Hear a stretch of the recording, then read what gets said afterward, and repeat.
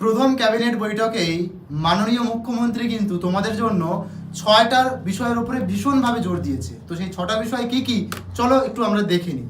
একদম। তো প্রথম বিষয় হচ্ছে শহীদ বিজেপি যারা কর্মীরা ছিলেন তাদের পরিবারের দায়িত্ব নিলেন সরকার। সীমান্তে কাঁটাতারের জন্য 45 দিনের মধ্যে বিএসএফ কে জমি, এবং আজ থেকেই তোমাদের আয়ুষ্মান ভারত প্রকল্প শুরু হয়ে গেল। স্যার, তারপরে তোমরা দেখতে থাকবে বেটি বাঁচাও বেটি পড়াও বিশ্বকর্মা যোজনার মতো কেন্দ্রীয় প্রকল্পগুলো সামিল বাংলাতে। আজ থেকেই রাজ্যে কার্যকর হলো ভারতীয় ন্যায় সংহিতা এবং অর্থাৎ বিএনএস। হ্যাঁ, আর সবচেয়ে বড় যে খবর সেটা তোমাদের উদ্দেশ্যে স্যার, সেটা হলো 5 বছর একদম কিন্তু এজের বৃদ্ধি করা হলো, অর্থাৎ বয়স সীমা 5 বছর। যারা ভাবছিল যে আমাদের এজ পেরিয়ে গেছে আমরা আর পরীক্ষা দিতে পারবো না, এমনটা নয়।